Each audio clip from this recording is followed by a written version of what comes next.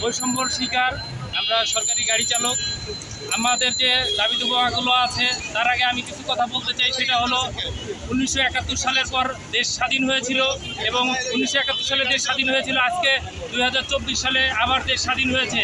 সেই সুবাদে আমরা রাজপথে কথা বলার সুযোগ পেয়েছি।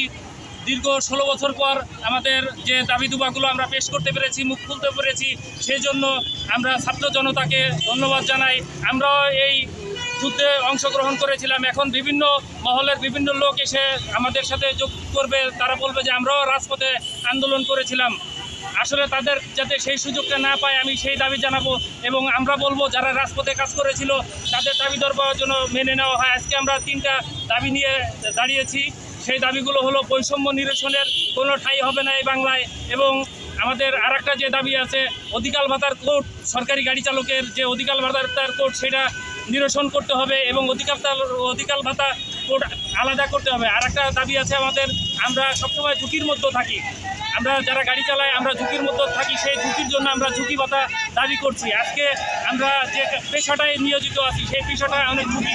আমরা বর্তমান যে কেয়ারটেকার গভর্নমেন্টে আছে তাদের বলতে চাই যে আমরা ঝুঁকির মধ্যে যে সবসময় থাকি, এই জন্য আমাদের ঝুঁকি ভাতাটা যাতে সবসময় থাকে। আপনি কি বাংলাদেশ বেতারের গাড়ি চালক? জি, আমি বাংলাদেশ বেতারের গাড়ি চালক। আমি গাড়ি চালক সমিতির সভাপতি এবং কেন্দ্রীয় কমিটির যুগ্ম সাধারণ সম্পাদক। আপনারও কি চাকরি স্থায়ীকরণের জন্য? না, আমি স্থায়ীকরণের জন্য না, আমরা রাজস্ব খাতে।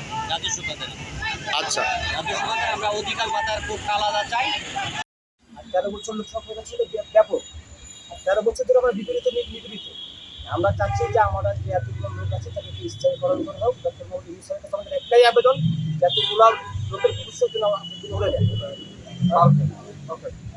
ঠিক আছে, আমার কাছে বৈষম্য শিকার হচ্ছি গত বাংলাদেশ বেতারে গত 13 সন থেকে যে আমরা বৈষম্য শিকার হচ্ছি সেটা আমরা নিরসন চাই এবং সমস্ত উপদেষ্টাদের কাছে আমাদের একটাই দাবি, এই নিরসন যেন অতি সত্বর আমাদের যেন করা হয়। দর্শক আপনারা দেখছেন দৈনিক ডেস্টিনি, পথ অনেক, আমরা সত্যের পথে। এই উপপাদ্যকে সামনে রেখে দৈনিক ডেস্টিনি মানুষের জন্য কাজ করছে, মানুষের পাশে দাঁড়াচ্ছে। আপনাদের সর্বাত্মক সহযোগিতা এবং ভালোবাসা নিয়ে দৈনিক ডেস্টিনি এগিয়ে যাচ্ছে।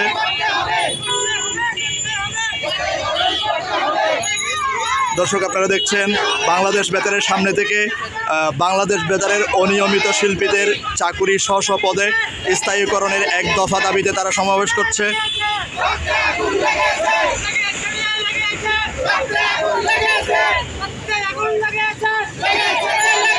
দর্শক আপনাদেরকে দেখানোর চেষ্টা করছি বাংলাদেশ বেতারের অনিয়মিত শিল্পীদের চাকুরি স্থায়ীকরণের দাবিতে মানববন্ধন করছে বাংলাদেশ বেতারের সামনে, যে আগারগাঁও শেরেবাংলানগর বাংলাদেশ বেতার যেখানে অবস্থিত সেই বাংলাদেশ বেতারের মূল ফটকের সামনে তারা অবস্থান করছে।